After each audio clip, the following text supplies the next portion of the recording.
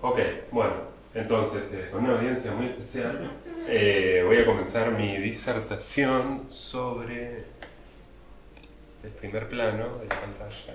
Ahí está.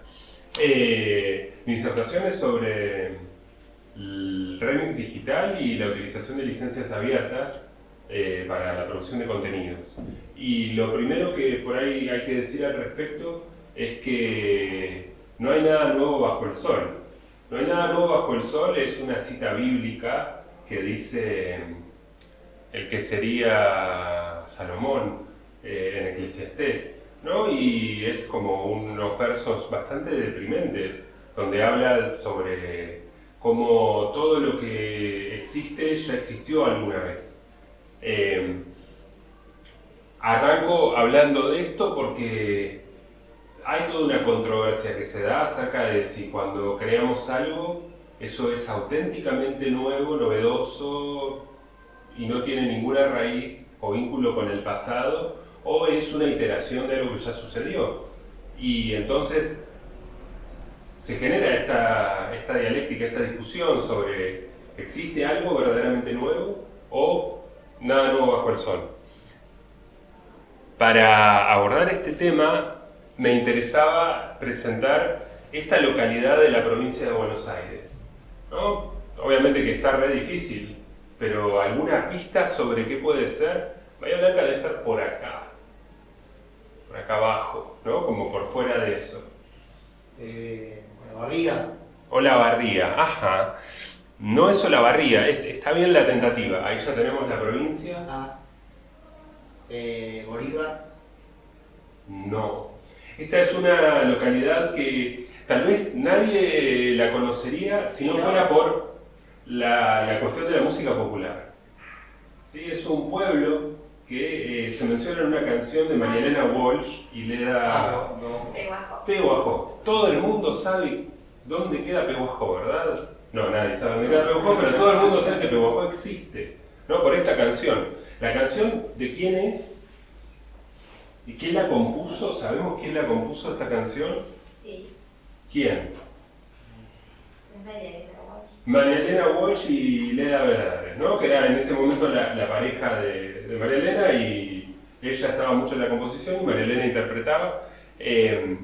Pero hay algo que es cierto, es que esa canción que conocemos de María Elena Walsh, en verdad, acá está María Elena y Leda justamente, es escrita por este muchacho, que este muchacho escribe una canción que se llama God Bless America, muy diferente a la que solemos asociar con Manuelita, pero es exactamente la misma métrica, la misma melodía, incluso la forma de cantarla, sencillamente que la canción fue modificada, ¿no? Hay personas que podrían considerar que esto es un plagio en la medida en la que no haya un contacto con el autor y no se difunda que la canción es así, pero muchísimas canciones de nuestro repertorio nacional y internacional son casos de esto. Por ejemplo, León Gieco, ¿no? Es un artista muy conocido, tiene una canción que se llama Hombres de Hierro.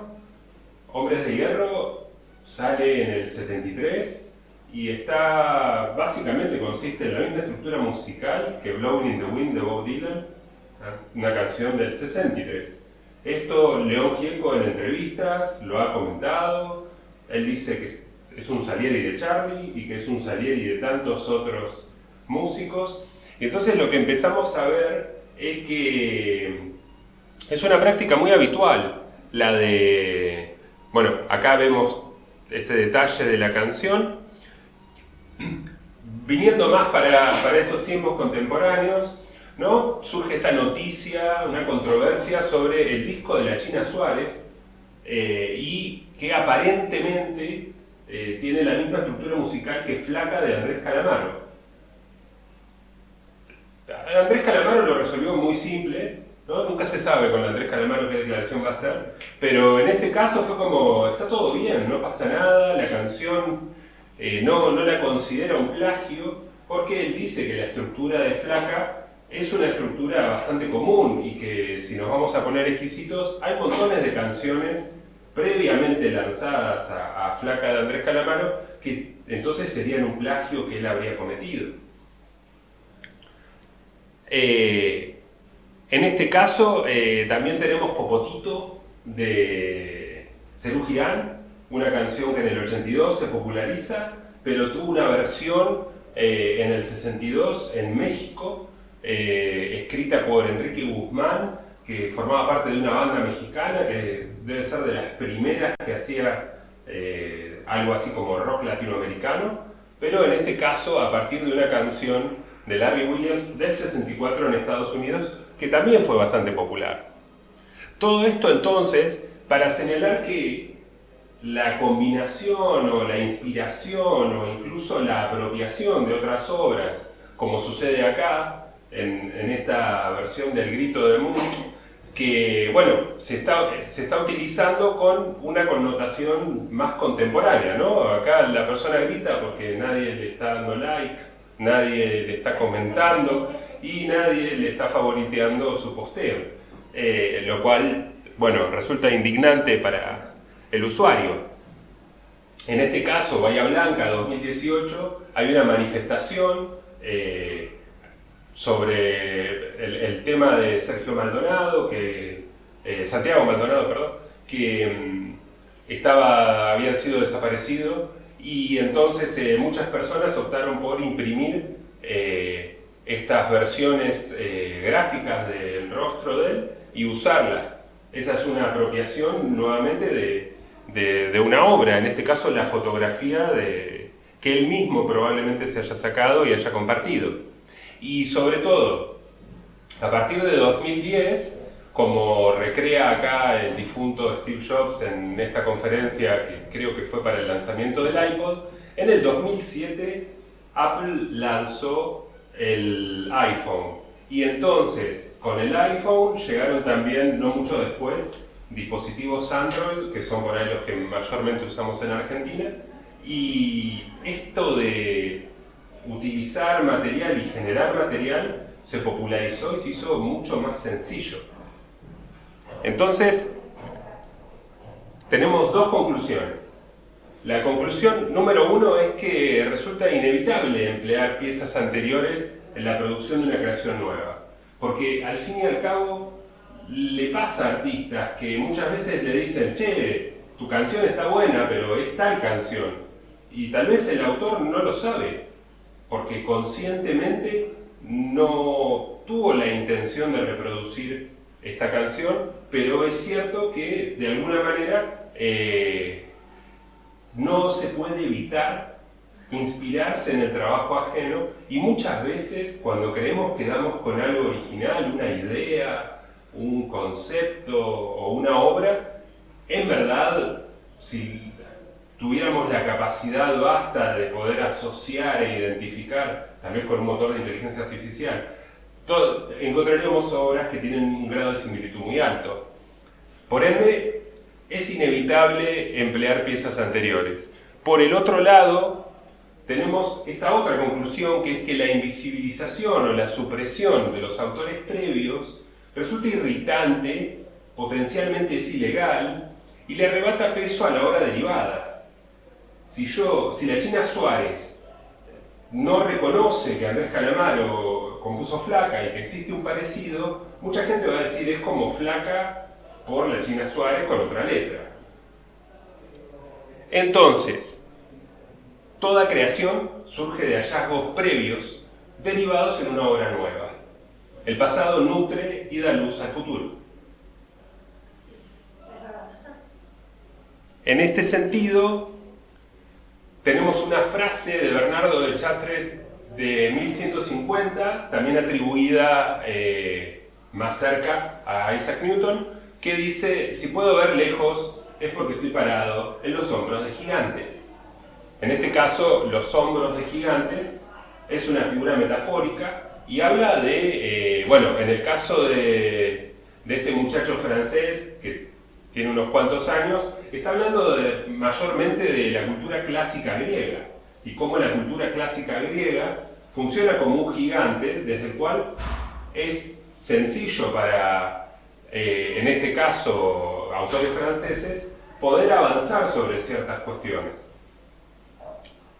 Pero hay un inconveniente, ¿no? Tenemos los piratas del sur.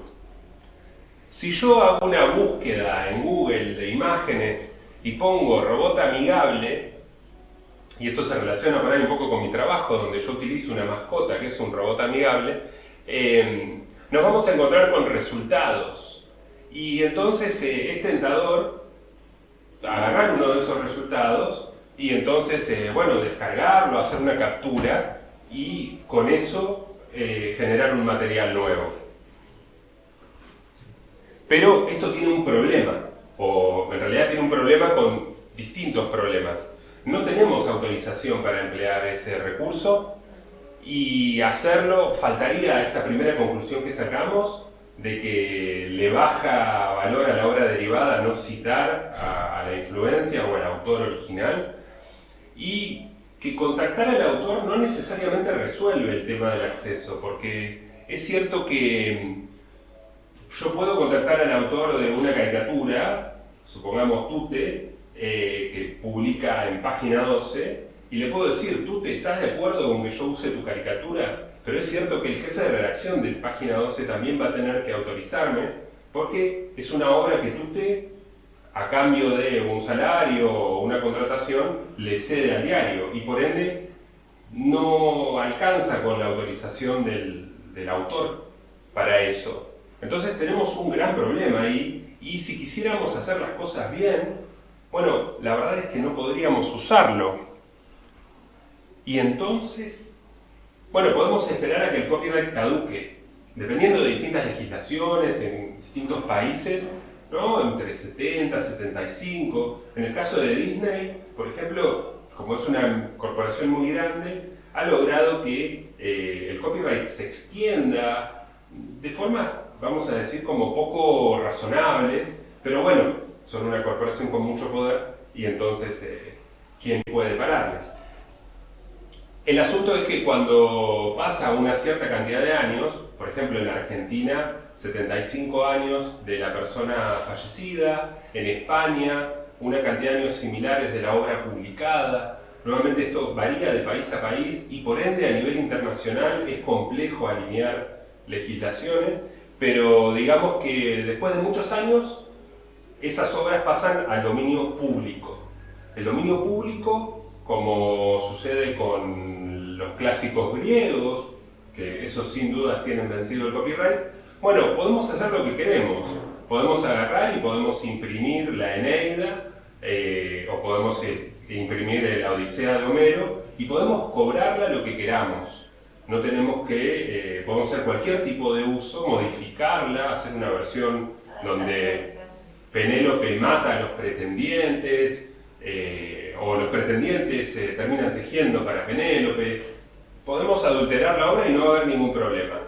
Obviamente que si bien el material, y me olvidaba, para mencionar un poco de qué pasa en la actualidad. Por ejemplo, este año 2023 venció el copyright de muchas obras, ¿sí? En el caso de textos, tenemos autores muy destacados de la talla de Ernest Hemingway, Lovecraft, Faulkner, Virginia Woolf, Hermann Hesse, Conan Doyle, el autor del detective inglés. ¿Me ayudan? ¿Cómo se llama? El que tiene a Watson de ayudante. Sí, Sherlock Holmes. Sherlock Holmes, ahí está. Entonces, también Agatha Christie, escritora de policiales, Kafka, Escher, un pintor, artista visual muy conocido, Sigmund Freud y Miguel Hernández. No todas las obras de estos autores, pero sí las más antiguas. Bueno, su copyright entró en caducidad y salvo que Disney esté detrás de alguno de estos apellidos, bueno, no debería haber mayores problemas. También pasa con las películas. Y tenemos, por ejemplo, Chicago, que es un musical muy conocido, que ha sido reeditado muchas veces. Tenemos The Lodger de Hitchcock, que es un clásico y sin dudas la que más destaca de acá es Metrópolis. Si alguien no vio Metrópolis, por ahí la recuerde del videoclip Radio Gaga de Queen, donde justamente utilizan imágenes de esta película muy interesante sobre un futuro y un androide y cuestiones de la así llamada ciencia ficción.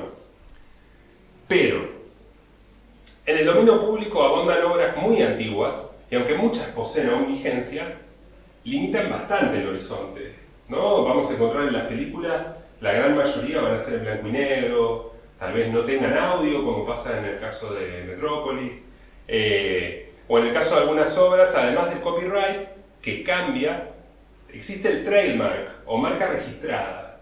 Esto es lo que Disney utilizó como última estrategia para que, a pesar de que la primera ilustración de Mickey Mouse o el ratón Mickey vence después de haberla extendida inusualmente casi una centena de años y vence el año que viene, la verdad es que si alguien intenta hacerse de una publicidad con el personaje de Mickey Mouse, bueno, Disney probablemente lo demande porque tiene la marca registrada.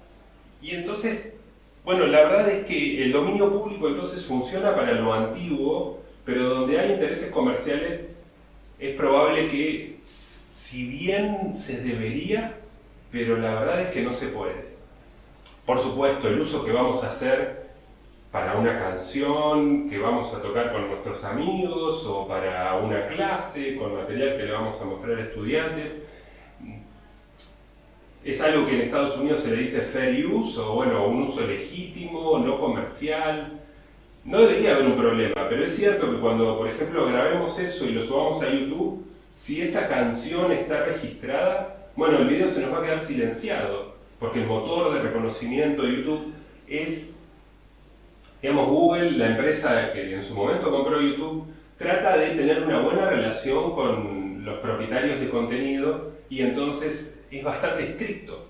Y así le pasa a más de una persona que le queda silenciado el video. ¿Qué podemos hacer entonces si no angustiarnos? Porque ¿quién podrá rescatarnos? Y acá llega no el chapulín colorado, sino la CC. ¿Alguien conoce este símbolo? ¿Lo ha visto? No con el corazón, pero sí con la 12. Sí con las 12. Ajá. ¿Y qué son las 12? Creo que son los que regulan las obras que crean uno. Bien. Veamos. La C sola es lo que solemos conocer como copyrighted, que tiene derechos de autor o que tiene copyright. En este caso, justamente inspiradas en esta característica, que no es negativa, porque al fin y al cabo cuando un autor hace una obra está bueno que tenga ciertos derechos inherentes, que son extrínsecos a la obra, no tiene que hacer nada el autor. Por supuesto que esto no comprueba autoría, después puede venir alguien y puede apropiarse de la obra, registrarla y decir que es suya. Pero el copyright entonces es lo que restringe. En este caso las CC son iniciales diferentes. Y nuevamente, ¿qué hacer y quién podrá salvarnos? Bueno, tenemos dos opciones. Una es crear de cero. En lugar de inspirarnos o tomar una imagen de internet, comenzar con un lienzo en blanco y diseñar algo de cero. Existirá la posibilidad de que se asemeje a algo, pero bueno, vamos a tener bastantes más tranquilidades. También es cierto que podemos distribuir ese contenido porque va a ser nuestro. Por el otro lado, podemos curar contenido bajo ciertas condiciones. Y curar es un verbo que generalmente asociamos a la medicina, pero en este caso tiene que ver con la curaduría, con utilizar un criterio para buscar determinado tipo de obras. Ese criterio va a ser subjetivo. Y esto tiene ventajas. ¿Por qué curar contenidos es buena idea? Por un lado, armar una lista, que es una forma de curar contenidos muy sencilla, cumple la función formadora para quien cura. Yo, a medida que voy seleccionando material, voy enriqueciendo mi conocimiento y mi criterio. Al punto de que puede destacar la sensibilidad que tengo para la selección, y en muchos casos hay artistas que, digamos, no generan nada, solamente que arman selecciones, y hay personas que siguen esas selecciones. Por ejemplo, hay una colección de cine que se llama The Criterion Collection, y entonces mucha gente ve las películas que son seleccionadas ahí. Tal vez las películas les gusten o no, pero lo hacen porque, bueno, hay un curador detrás. La curaduría, a su vez, multiplica y distribuye el impacto de cada obra y cada autor, restaurando la vigencia y localidad. Digo, en este caso yo hablé de Conan Doyle y hablé de Hitchcock, y la verdad es que ellos por ahí ya, bueno, obviamente no caminan entre nosotros, pero no sería habitual que sus nombres resonaran acá si no fuera porque yo decidí arbitrariamente mencionarlos. Y después es cierto que el trabajo de curaduría favorece la inclusión porque después hay personas que pueden tomar este punto de partida en lugar de un lienzo vacío y seguir desde ahí. Si yo hice una selección de tales autores, bueno, una persona puede agarrar mi selección y enriquecerla aún más, incorporarle más autores. Se construye así una base para la colaboración en el tiempo y más allá del tiempo y el espacio, que trasciende fronteras económicas, políticas, idiomáticas y generacionales. Pero claro, cuando digo curar contenidos, no me refiero a cualquier contenido, porque ya vimos que tenemos un montón de controversias con el copyright y con quién es el dueño de eso. Por eso las 2C que veíamos antes se relacionan con los Creative Commons.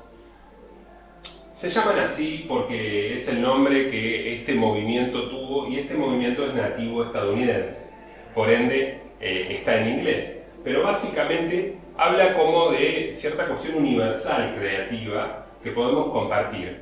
Y la característica que tiene es que cuando uno es autor de una obra, uno puede aplicar una licencia Creative Commons sin perder el copyright, pero de esta forma lo que uno puede es, en cierta manera, liberar ciertos usos. Entonces, vamos a ver los usos. Estos son los elementos que le podemos incorporar a nuestra licencia. Por un lado, reconocimiento. Esto en inglés se llama attribution. Y es decir, siempre tiene que estar presente, porque es verdad que si hacemos un remix de una canción, o editamos una fotografía que alguien más fotografió, o utilizamos un poema y lo intervenimos y le modificamos, lo hacemos visual en un mural, o como sea, bueno, tenemos que remitirnos al autor original. También podemos utilizar esto de compartir igual. No sé si acá alguien conoce el software libre. ¿Sí? Bien, ¿qué características tiene el software libre a nivel de la licencia? Y una de ellas es la posibilidad de poder compartirlo abiertamente. Y si supongamos que yo quiero usar software libre, digamos, Python, ¿no? O Apache, sí, que son productos de software libre súper robustos, súper extendidos en su uso. Y yo quiero agarrar y digo, está bueno este producto, así que yo quiero armarme un curro con eso. Yo voy a agarrar Python, le voy a poner Pythonese, ¿no? Como pitonesa, y lo voy a vender a $250. ¿Puedo hacer eso? Así como lo dijiste, tiene ciertos grises, pero en verdad el usuario es libre de modificarlo y compartirlo, pero bajo el mismo formato que... Bajo el mismo formato. Y este fue el motivo por el cual inicialmente, allá por los 90, cuando se da todo este tema de la cultura libre, las licencias libres y el software libre, se genera mucha controversia porque el software libre es considerado viral. Viral no por estas cuestiones de tendencias, de Twitter y todo eso que conocemos hoy, sino porque se contagia. Si hay un producto o hay un desarrollo hecho con esta licencia, yo no puedo hacer nada derivado sin tener que respetar los términos de la licencia. Y entonces, si este software es libre, cualquier software que se haga en base a este deberá seguir siendo libre. Esa es esta otra característica que dice compartir igual. Sí es cierto, en el caso de una obra, cuando le ponemos esto, estamos diciendo, vos la tenés que compartir de la misma manera, es decir, bajo la misma licencia, y después es cierto, no la podés modificar, ¿no? Porque bueno, alguien escribe un poema y no quiere que le modifiquen una palabra, ¿no? Que pueda por ahí modificar la esencia de su producción. No comercial. En este caso, yo puedo limitar los usos y puedo restringir que alguien agarre mi fotografía o mi diseño y lo ponga en una remera y la comercialice. Y por el otro lado, sin obra derivada. En este caso, esto significaría que vos podés usar mi obra, pero no podés modificarla de ninguna manera y generar una obra nueva a partir de eso. ¿Sí? Acá, yo tal vez no fui del todo claro, compartir iguales se aplica a los términos de la licencia, obra derivada significa, un remix. Son combinables entre sí, no necesariamente tienen que estar todos. Exactamente, y a eso vamos ahora.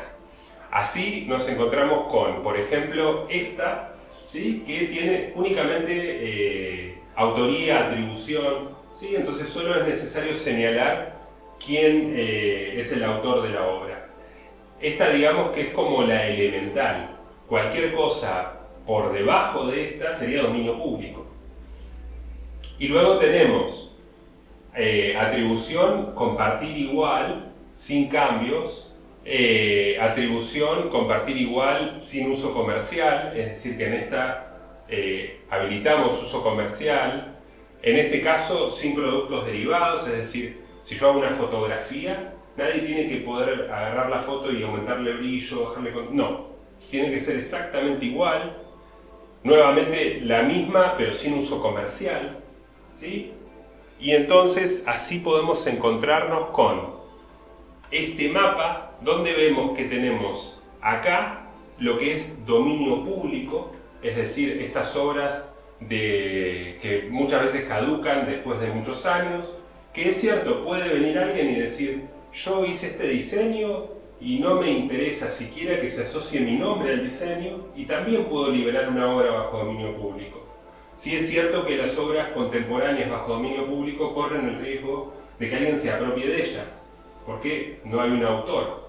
Y como vimos antes, algo de lo bueno de este modelo de la cultura libre no es solamente que no es ilegal y que nos da la garantía de que no nos van a borrar el video o nos van a silenciar el video, sino de que promueve la colaboración. Porque al fin y al cabo, cuando hacemos algo, buscamos que alguien lo vea, y si le resulta valioso y lo utiliza, bueno, tal vez nos interesa como artistas, autores. Entonces, lo que nos ofrece Creative Commons es un umbral de posibilidades más restrictivas, como en este caso de atribución sin uso comercial, sin obras derivadas, a un poco más abiertas, donde se permite una modificación, se permite una reproducción o incluso se permite un uso comercial. Así entonces encontramos, por ejemplo, los commons de Wikimedia, porque es cierto que ¿y dónde se encuentran estas obras?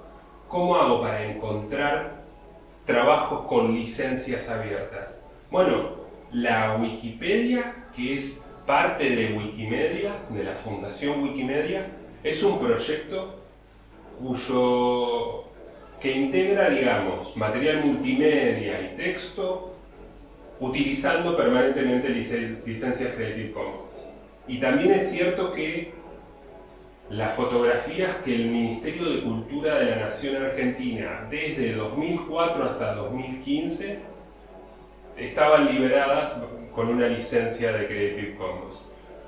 Por supuesto que esto es discrecional y puede cambiar, como sucedió con el Ministerio de Cultura, que en su cuenta de Flickr liberaba el acceso con ciertas restricciones, siempre priorizando la atribución original, y así podemos encontrar como muchos repositorios. Yo menciono Wikimedia Commons porque es el más abundante y el que seguramente hemos usado. Cada vez que entramos a un artículo de la Wikipedia, estamos entrando al repositorio de Wikimedia Commons.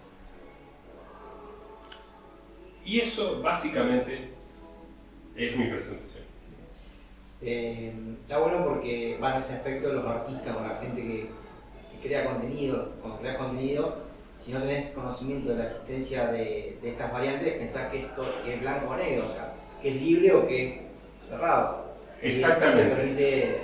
Exactamente. Y sí es cierto que en la medida en la que nos habituamos a licenciar el trabajo, bueno, por un lado forjamos una reputación como autores y en la medida en la que eso es publicado, bueno, nuestra trayectoria se va consolidando, pero también es cierto de que le estamos informando anticipadamente a cualquier persona que potencialmente tenga ganas de generar una labor colaborativa que estamos de acuerdo, ¿sí? Que no necesitamos siquiera que nos pida permiso, ni que busque dónde nos contacta, no que en tal red ya se nos cayó el perfil. En la medida en que los términos de la licencia habiliten ciertos usos, bueno, podemos disponer de eso. Y sí es muy importante esto último porque existen motores de búsqueda, por ejemplo el de imágenes de Google, que permiten filtrar imágenes con Creative Commons. Pero utilizar la búsqueda de Creative Commons no garantiza que esa imagen genuinamente haya sido compartida así. Yo puedo agarrar una foto de Madonna, la puedo editar y la puedo publicar con una licencia Creative Commons. En ese caso, estaría haciendo como un uso incorrecto o inapropiado de la licencia. Y obviamente, llegado el caso, alguien diría, no, este es un material con copyright y vos estás violando la propiedad intelectual simulando que sos autor de algo que no. Por ende, siempre es importante no pensar en abstracto las licencias y no pensar en abstracto los recursos y no pensar en abstracto las fotografías, sino siempre pensar que tiene que haber seres humanos detrás que fueron artífices de esa obra. Esto tiene que ver también con humanizar el acceso que tenemos a lo digital, porque si no pensamos que, no sé, las fotos las crea Google, ¿no? Y ahí es donde nos equivocamos mucho y nos perdemos de oportunidades de conocer y trabajar colaborativamente con personas que pueden o no residir en nuestra propia ciudad, en nuestro propio país, hablar nuestro propio idioma. Verdaderamente la Wikipedia es un gran ejemplo de cómo se puede construir un saber colectivo de una forma muy exitosa, al punto de que alguien conoce la Encarta. Ay, sí. ¿Cuántos años hace que no se lanza la Encarta? La Encarta incluso llegó a Internet y la verdad es que para cuando Internet se masificó ya la Encarta era un producto descontinuado, porque fue imposible, a pesar de los intereses comerciales y la capacidad de Microsoft como corporación, fue imposible para Microsoft competir contra el concepto de la Wikipedia. Y entonces, cuando hablamos de software libre, muchas veces parece que estamos hablando de cuestiones muy técnicas y muy de nicho, que solamente entienden quienes tipean a gran velocidad sin mirar las teclas y todas esas cosas que nos muestra la televisión y la ficción sobre el desarrollo. Pero la verdad es que las licencias libres son fundamentales y cuando sacamos una foto con el celular, bueno, esa foto podemos tomarnos el trabajo de distribuirla en una plataforma donde definamos si podemos compartir eso bajo Creative Commons o no. Es cierto, Instagram no tiene sistema de licenciación de Creative Commons, Facebook tampoco. En este caso yo mencionaba Flickr, que es tal vez el primer Instagram con facultades bastante más interesantes que las de Instagram, pero no con su popularidad. Y bueno, también es cierto que como autores, tal vez no todas nuestras fotografías, pero podemos hacer curaduría de nuestro propio material y decidir, bueno, esta fotografía que reúne estas condiciones, me siento orgulloso o estoy conforme y me interesa compartirla y que alguien más pueda utilizarla. Y entonces buscar un repositorio como puede ser Flickr o como pueden ser tantos otros, donde sí puedo definir este tipo de licencia y de esa manera, si alguien la busca, bueno, puede dar conmigo y puede dar con mi trabajo y puede utilizarlo y de esa manera seguir construyendo materiales. Una pregunta con respecto a esto, a poner una licencia a lo que uno creó, ¿implica un costo? No implica un costo. Afortunadamente, se pensó esto desde lo colaborativo y no desde lo financiero. Porque es cierto que si así fuera, bueno, revestiría una complejidad administrativa que limitaría mucho el uso. Porque, bueno, como sucede cuando uno tiene que registrar una obra, que en el caso de la Argentina, bueno, si uno escribe tendrá que ir a Argentores, tendrá que mandar una reproducción, distintos tipos de procesos que muchas veces son tediosos y costosos y que terminan a veces hasta incluso defraudando a los autores, ¿no? Como hay inventores que cuando enfrentan el tema de tener que registrar sus invenciones y que las tienen que registrar en varios lugares al mismo tiempo y que igual tienen que ver cómo la registran, porque después es cierto que si una empresa se apodera de eso, ¿no? El tema de la autoría es, a nivel legal, es todavía muy injusto, ¿no? Y los jugadores grandes tienen muchas ventajas por encima de los jugadores pequeños. Por eso los enfoques colaborativos resultan mucho más interesantes, así no los usemos para la totalidad de nuestras obras. Pero si pensamos, por ejemplo, en los espacios educativos, hay algo que se llama recursos educativos abiertos, REAS, y es muy interesante pensar que si soy un docente de historia que está elaborando una actividad en torno al Martín Fierro, por citar un lugar común de la didáctica de historia en Argentina, bueno, tal vez puedo ir a un repositorio de recursos educativos abiertos y encontrarme con que alguien más ya lo hizo, y yo entonces lo que puedo hacer es por ahí trabajar en mejorar los mapas o en incorporar otras citas, y entonces de esta manera podemos lograr excelencia, y si no excelencia, bueno, mejor calidad y diversidad y actualización del material que usamos como docentes. Muy bien.